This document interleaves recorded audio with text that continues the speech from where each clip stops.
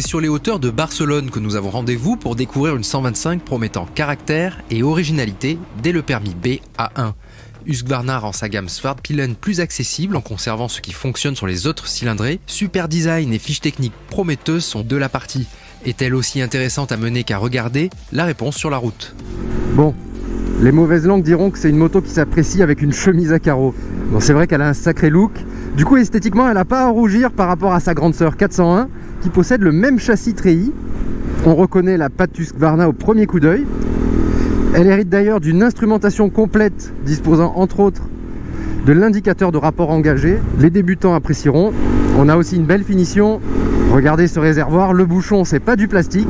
Il est accompagné d'un porte-bagages de série, ce réservoir. Bon, pourquoi pas. Elle est vraiment valorisante cette 125. La selle placée à 835 mm du sol offre une assise correcte. Un peu dure, c'est vrai. Le large guidon la rend simple à manier. Accessible aussi les commandes de frein et d'embrayage avec des leviers réglables. 146 kg sur la balance sans les pleins.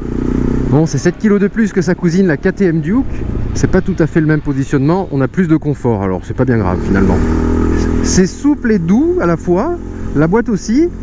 On roule sans à-coups sur les rapports intermédiaires, de quoi profiter de son couple maxi de 12 Nm, disponible sur une plage assez large pour une 125. Tiens d'ailleurs, il sort 15 chevaux, le maximum légal de la catégorie. La sonorité est travaillée, quoique un peu discrète. Bon, c'est un bloc Euro 5, ça explique sans doute cela. Faut le faire grimper dans les tours. On l'exploite avec aisance, c'est ça. C'est plus facile de conduire cette moto que de donner son nom.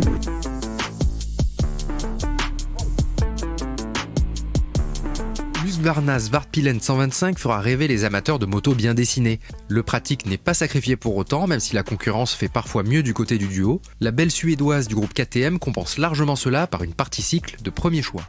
Sortir de la ville, c'est un vrai plaisir avec cette Husqvarna Svartpilen 125. Faut dire que la partie cycle est top. Devant, une fourche WP Apex. À l'arrière, un amortisseur WP Apex réglable. L'ensemble est très homogène.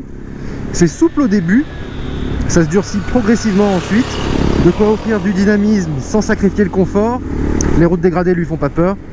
Et quand la route disparaît totalement, ces pneus à crampons Pirelli Scorpion Rally STR donnent du grip. D'ailleurs, on a pu prendre le guidon de la 400 sur une piste de flat track pour tester ses gommes et c'était franchement marrant.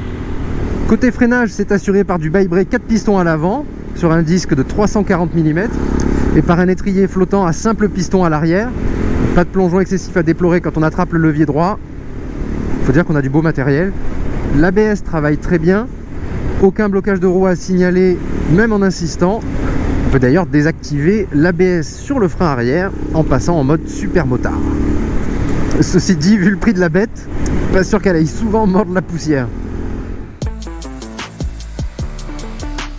Il faudra effectivement inscrire la somme de 5 299 € pour en acquérir une. Une note que certains trouveront assez salée pour une 125 face à la tout aussi gentiment rétro Honda CB 125R à 4 749 € ou la Fantic Caballero 125 Flat Track à 5 190 €.